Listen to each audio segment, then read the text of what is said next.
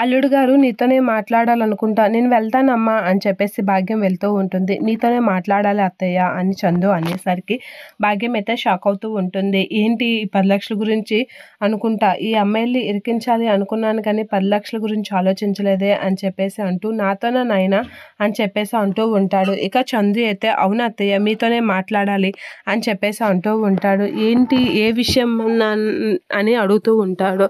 అలా అడిగేసరికి భాగ్యం అయితే అదే అత్తయ్య 10,00,000 అని అడిగేసరికి శ్రీవల్లి అయితే షాక్ అవుతూ ఉంటుంది. 10,00,000 10 రోజులు ఇస్తామని చెప్పేసి నాతో వాడించుకున్నారు. ఇప్పుడు నుంచి ఆ 10 రోజులు కాదు కదా రోజు తిప్పుతున్నారు అని అనేసరికి అవునా అల్లుడు గారు మేము ప్రతిరోజు ఆ బిజినెస్ అని ఈ బిజినెస్ అని ఊర్లంట తిరుగుతున్నాం కదా మా డబ్బు పెద్ద మొత్తాన్ని ఒక దగ్గర ఇరుక్కుపోయింది. దానికోసమే తిరుగుతున్నాము. అది రాగానే మీకు ఇచ్చేస్తాం.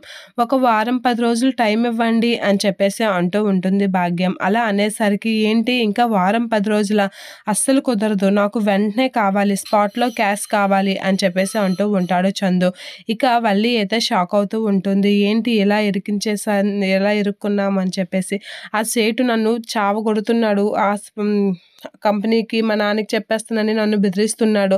ఆ సేటు దగ్గర నా పరువు పోతుంది. ఏంటి అత్తయ్య గారు వేగంగా డబ్బులు నాకు ఇవ్వండి అని అనేసరికి వల్లి అయితే మా అమ్మ ఇప్పుడు ఎలా తప్పించుకుంటుంది అనైతే ఆలోచిస్తూ ఉంటుంది. మీరు అంత బిజినెస్ ఎంత బిజినెస్ అన్నారు 10,00,000 ధర నన్ను ఇరికించేశారు అని చెప్పేసి అనేసరికి అది కాదు అల్లుడు గారు కాసంత టైమే కావాలి మాకు. ఒక్క వారం ఇవ్వండి చాలు. ఆ తర్వాత మీ డబ్బులు మీకు ఇచ్చేస్తాము అని అనేసరికి అల్లుడు గారు మిమ్మల్ని ఇళ్ళల్లో వెతుకుతున్నాను ఎక్కడున్నారా మేము వెళ్తాము అని చెప్పేసి తన జోబులో అయితే చెక్ బుక్ పెన్ను తీస్తూ ఉంటాడు భాగ్యం వాళ్ళ ఆయన. ఏం చేస్తున్నాడు ఈయన అని చెప్పేసి అయితే భాగ్యం వల్లి షాక్ అవుతూ ఉంటారు. ఇక చెక్ బుక్ తీసి చెక్ మీద అయితే సంతకం పెడుతూ ఉంటాడు. ఇక భాగ్యం అయితే షాక్ అయ్యి అలా చూస్తూ ఉంటుంది. ఏంటి ఈయన ఏం చేస్తున్నాడు అని అయితే చాలా టెన్షన్ పడుతూ ఉంటుంది. వల్లి అయితే అమ్మ చెప్పవే ఆ ఉట్టి చెక్ ఇవ్వద్దని చెప్పవే అని చెప్పేసి షాక్ అయ్యి అలా చూస్తూ ఉంటుంది. ఇక వీళ్ళిద్దరు కంగారు పడుతూ ఉంటే వద్దు వద్దు అని సైగ చేస్తూ ఉంటుంది. నువ్వు ఆగు అని చెప్పేసి అనేసరికి చందు వాళ్ళ అత్తయ్య వైపు చూస్తూ ఉంటుంది. ఏం కాదు అని చెప్పేసి చేతులు కలిపేస్తూ ఉంటుంది. ఇక వాళ్ళ నాన్నైతే సంతకం పెట్టేస్తూ ఉంటాడు చెక్ మీద. వల్లి అయితే షాక్ అవుతూ ఉంటుంది.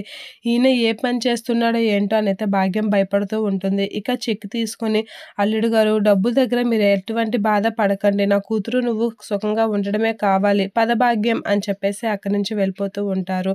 ఇక భాగ్యం అయితే వాళ్ళ ఆయన చేసిన పనికి షాక్ అవుతూ ఉంటుంది. డబ్బు దగ్గర మాత్రం మీరు ఎప్పుడు మొహమాట పడకండి అని చెప్పేసి వాళ్ళ నాన్నైతే హామీ ఇస్తూ ఉంటాడు. వల్లి భాగ్యం అయితే చాలా షాక్ అవుతూ ఉంటారు. వాళ్ళ ఆయన ప్రవర్తనకి భయపడుతూ ఉంటారు.